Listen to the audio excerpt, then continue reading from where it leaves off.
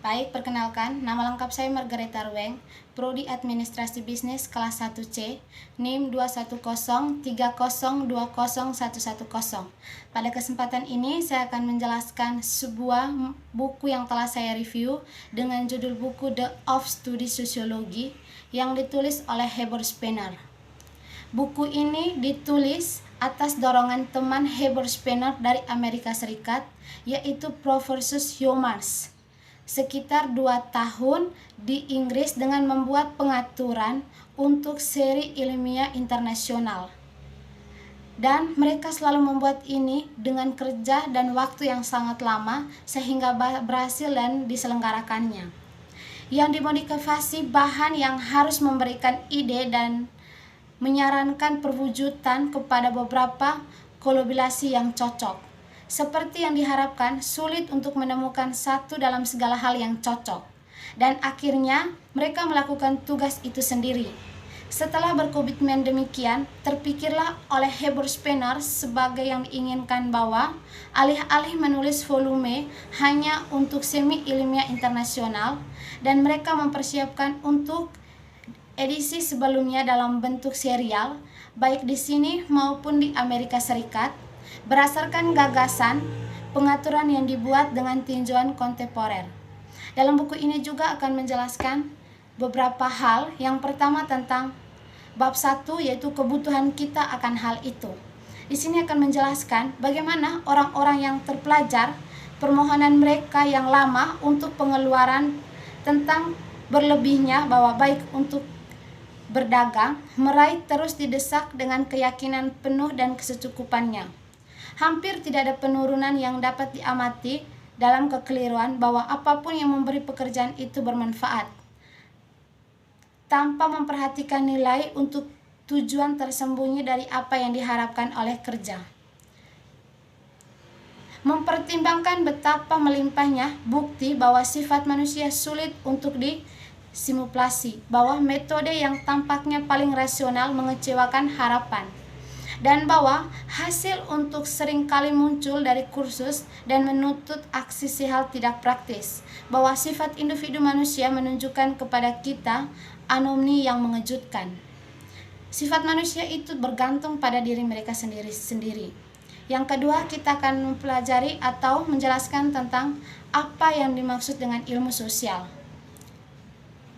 Penafsiran peristiwa sejarah secara umum telah metode yang sama menyertai penafsiran seperti itu tentang lewat bias.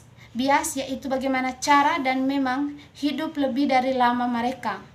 Mereka yang kepadanya asal-usul alam dari fenomena yang berlebih sederhana telah menafsirkan dengan bertambahnya pengetahuan, masih percaya pada asal-usul supermental dari fenomena yang sangat banyak terlibat dan tidak dapat segera ditelusuri penyebabnya. Bentuk pemikiran dalam pengiriman resmi mendorong penyertaan bahwa Tuhan Yang Maha Kuasa berkenan untuk menjamin keamanan senjata Inggris, masalah yang paling berhasil untuk kombinasi eksekutif yang diperlukan. Dari suatu pembelajaran sejarah, yaitu bahwa hukum moral tertulis di roh-roh kekekalan. Hanya keadilan dan kebenaran yang bertahan dalam hidup. Ketidakadilan dan kepalsuan mungkin berumur panjang, tetapi hari kiamat akhirnya datang kepada mereka dan revolusi Prancis dan cara-cara mengerikan lainnya. Dalam pidato tentang The Limbs of Sociology sebagaimana diterapkan pada sejarah, seseorang menyatakan bahwa karena hukum materi tidak dapat dihindari jika kemungkinan hukum kehidupan manusia, jadilah begitu, tetapi dalam artian bahwa hukum materi tak terhindar, potensi atau sebenarnya. Bahkan dalam hukum yang tampaknya paling seragam di universal, di mana kita menemukan yang tidak terelakkan atau tertahankan. Begitu banyak untuk tindakan yang tertelerakan dari hukum grafis, seperti lainnya secara potensi ini tidak dapat diubah, tetapi sebenarnya itu bisa dilakukan oleh hukum lainnya. Yang ketiga, saya akan menjelaskan tentang sifat ilmu sosial. Menyatukan beberapa fakta dan menanyakan kebenaran paling umum yang dinafsirkan, kita melihat sebagai berikut bahwa karakter agregat ditentukan oleh karakter unit. Dengan menetapkan kemudian dengan prinsip umum bahwa sifat-sifat satuan menentukan sifat-sifat agregat, kita menyimpulkan bahwa harus ada ilmu sosiologi yang mengungkapkan hubungan antara keduanya dengan kepastian sebanyak yang diizinkan oleh sifat-sifat fenomena, dimulai dengan tipe-tipe manusia yang membentuk kelompok-kelompok sosial yang kecil dan tidak koheren. Ilmu semacam ini harus menunjukkan dengan cara apa kualitas-kualitas individu, intelektual dan emosional, agregat lebih lanjut dengan negatif. Untuk itu, saya menjelaskan sebagaimana sedikit modifikasi dan sifat-sifat individu yang muncul bahwa kondisi kehidupan yang modifikasi membuat kelompok yang lebih besar menjadi mungkin, dan menelusuri secara agregat dari beberapa ukuran asal-usul hubungan sosial, regulatif dan operatif di mana para anggota jatuh, ia harus menunjukkan pengaruh-pengaruh sosial yang lebih kuat dan lebih lama dengan modifikasi lebih lanjut karakter-karakter dari unit-unit. Yang keempat, saya menjelaskan tentang kesulitan ilmu sosial. Dari sifat interaksi fakta-faktanya, dari sifat kita sendiri sebagai pengamat fakta-faktanya, dan dari hubungan khusus di mana kita berdiri terhadap fakta-fakta yang harus kita amati, muncul hambatan dalam cara sosiologi yang lebih besar daripada yang ada dimanapun. Ilmu lainnya, fenomena-fenomena yang akan digenerasi bukanlah jenis yang dapat diamati secara langsung, tetapi dapat dicatat oleh teleskop dan jam seperti yang dialami oleh astronomi, tidak dapat diukur dengan moderator thermometer seperti fisika, seperti dapat dijelaskan dalam timbangan dan kartu ujian, seperti kimia yang tidak dapat dipisau oleh bedah dan mikroskop, dan seperti fenomena biologi yang kurang jelas dan juga dapat dikenali dengan introspeksi. Kita menjelaskan bagaimana karakter antara perempuan dan laki-laki sebagai pengamat. Menambahkan kesulitan pertama ini yang kedua yang mungkin sama besarnya, seharusnya manusia membawa serta mereka ke dalam penyelidikan sosiologi. Cara-cara pengamatan dan penalaran yang telah mereka biaskan dalam penyelidikan lain mereka, setidaknya akan membuat penyelidikan apa yang layak untuk demikian kita buat. Di sini juga kita diperkenalkan bahwa jenis kesulitan yang ketiga dalam mengenal tentang sosiologi disebabkan oleh posisi yang diduduki. Sehubungan dengan fenomena yang digeneralisasi, dalam kasus lain tidak ada penanya untuk menyelidik sifat-sifat suatu kelompok unsur kehidupan di mana dia sendiri termasuk. Hubungan dengan fakta-fakta yang dipelajari di sini, kita dapat membayangkan sendiri dengan membandingkan dengan hubungan antara satu sel yang membentuk bagian dari tubuh. Berbicara secara umum, kehidupan warga negara hanya dimungkinkan oleh kinerja fungsinya di tempat yang dia isi dan tidak dapat sepenuhnya membebaskan dirinya dengan kepercayaan akan sentimen yang dihasilkan oleh hubungan vital yang muncul antara dirinya dengan masyarakat. Di sini kemudian ada kesulitan yang tidak ada di ilmu lain yang menyajikan sesuatu yang analog. Dalam sosiologi ini diceritakan tentang orang yang kesulitan dan sangat tidak baik. Yang kelima, saya akan menjelaskan tentang kesulitan objektif. Bagaimana kesaksian yang berkenan dengan fakta-fakta objektif yang diselenggarakan oleh keadaan subjektif para saksi, dan bagaimana kita harus selalu waspada terhadap penyebab perusakan ini dengan bukti sosiologi. Memang dapat disimpulkan dari ilmu yang setiap hari menyesat manusia dengan perbandingan mereka tentang masa lalu dengan masa kini. Tidak pentingnya bangunan yang diinginkan begitu mewah, tetapi orang menemukan bahwa dalam hal ini bukan hanya rasa masa lalu yang begitu megah, tetapi kesannya begitu besar dan kekuatan kritik begitu kecil. Dia melihat bagaimanapun dengan serupa berlakunya secara umum dalam bahasa kromosan yang nyata dalam berbagai hal, sebenarnya disebabkan oleh semakin luasnya pengalaman dan tumbuhnya suatu penilaian yang tidak begitu mudah untuk dipusatkan.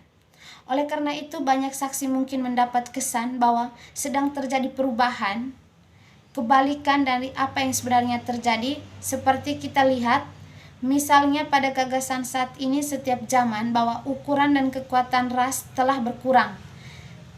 Ketika sebagaimana dibuktikan oleh tulang, oleh murni dengan baja besi, oleh pengalaman para peloncang yang berhubungan dengan peningkatan. Yang keenam, tentang kesulitan objektif intelektual. Kesulitan paralel menghadapi pemahaman yang benar tentang karakter yang jauh kita sendiri untuk melihat bagaimana hal itu muncul dalam perilaku. Kita mungkin paling baik mengendali ketidakmampuan itu dalam hal ini dengan mengamati ketidakmampuan ras lain untuk memahami karakter kita dan tindakan yang kita dorong. Kompleksi fakta sosiologi dan kesulitan untuk menangkap secara memandai sekarang mungkin akan lebih jelas. Karena seperti dalam suatu hal, asal-usul demikian juga dalam setiap hal lainnya, baik itu institusi, pengaturan, adat, dan kepercayaan. Sebelumnya dapat difleksibel dalam pemikiran yang perlu untuk menangani fenomena sosiologi dengan tepat. Yang 7, tentang kesulitan subjektif emosional. Kesadaran pemikiran yang disebut ketidaksabaran adalah salah satu contohnya. Jika seseorang bersumpah pada benda mati yang tidak dapat dia atur sesuai keinginannya, atau jika dalam cuaca dingin terlincir dengan menundukkan dirinya sendiri, ia melampiaskan amarahnya dengan grafitisa yang memberatkan. Oleh karena itu, seperti yang dikatakan, pada konsepsi fenomena sosiologi atau setidaknya dari semua yang penting dan berkaitan dengan struktur dan tindakan pemerintah. Sekarang dan untuk waktu yang lama harus dibuat kurang lebih dan tidak dinyatakan secara abstrak bahwa warga negara individu yang bertentangan dengan organisme sosial sebagai salah satu unit yang dibentuk oleh pengaruhnya dan membantu secara timbal baliknya untuk membuatnya kembali menunjukkan hidupnya sementara diaktifkan oleh kehidupan. Yang ke-8, tentang bias pendidikan. Ini mungkin menjermakan gagasan kita tentang banyak hal yang kita jelas mengakui kebenaran bahwa kita memiliki dua agama. Kemanusiaan primitif yang memiliki satu, kemanusiaan di masa depan yang jauh hanya akan memiliki satu. Keduanya bertentangan dengan dan kita yang hidup di tengah perjalanan perabatan harus percaya pada keduanya.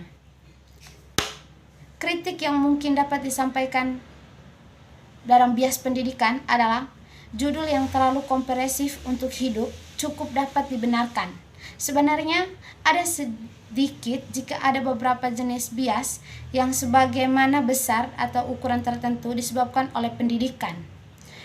Menggunakan kata ini dalam artian luas, namun karena semuanya tidak dapat dibahas dalam satu hal, tampaknya lebih bias untuk memilih dua bentuk bias yang berlawanan yang secara langsung dapat diajak ke acaran dogman yang berdakwah dan menumpuk sentimen yang berlawanan. Selama awal kehidupan, sekedar mengakui fakta bahwa pendidikan banyak berhubungan dengan jenis dan lainnya. Yang ke-9, tentang bias patriotisme. Patriotisme secara nasional adalah apa yang egoisme secara individual secara memiliki akar yang sama. Dan beberapa bersamaan dengan manfaat kerabat membawa kesejahteraan martabat, intimidasi masyarakat seseorang adalah refleks base dari penilaian diri tentang penegasan klaim masyarakat dalam menegaskan tidak langsung dan klaim sendiri, sehingga bagian dirinya. Bias yang dengan demikian merusak bahwa persepsi penampilan fisik yang sangat mendominasi keyakinan tentang antagonis yang mencolok dalam perbuatan mereka yang membuat kita terkurat ketika orang lain melakukannya. Yang ke-10, tentang bias kelas. Bias kelas ini seperti bias patriotisme adalah refleksi egoisme yang seperti itu memiliki kegunaan dan penyalahgunaannya. Karena keterkaitannya yang kuat dirasakan warga negara terhadap bangsanya yang menyebabkan kerjasama yang antusiasi, yang dengan integrasinya dipertahankan di hadapan bangsa, cenderung menyebar dan melakukan ketergantungannya. Yang ke-11, tentang bias politik. Kedua masalah ini antara bias kelas dan bias politik ini menyatakan bahwa bias politik ini paling serius mendistorsi konsepsi sosiologi. Begitulah dengan bias partai politik, semua orang melihat dalam beberapa ukuran. Meskipun tidak secara penuh, jelas bagi radikal bahwa pasangan teori membutuhkan terhadap kesejahteraan saat itu dan kebaikan masa depan. Jelas bagi teori bahwa redaksi tidak memiliki manfaat dari apa yang ingin dihancurkan. Teori dengan gigih menolak dengan apa yang melihat bahwa tantangan yang maupun relatif baik dan membawa pembelaan terhadap halnya sarana yang mencegah perubahan. Jenis bias politik umumnya mendistorsi konsepsi sosiologi laki-laki dengan cara lain tetapi sama seriusnya. Yang kedua tentang bias teologis.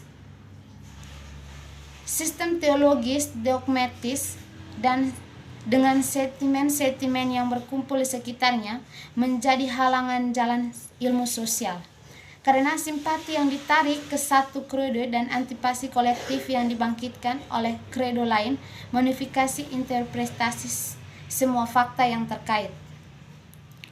Bahwa bias teologis ini hanya dengan demikian menghasilkan kesesuaian dengan prinsip-prinsip moral dan motivasi kepatuhan saja dan tidak terbiasa memaksa prinsip-prinsip tersebut karena telah terinteraksi menggabungkan kebenaran sosiologi. Sekarang tidak ada kesulitan untuk dilihat. Kecenderungan adalah mengamati pengakuan formal dan prinsip-prinsip tersebut dengan pengakuan yang nyata. Bias teknologis ini membentuk umumnya yang cenderung mempertahankan dominasi elemen subordinasi agama dan elemen etisnya.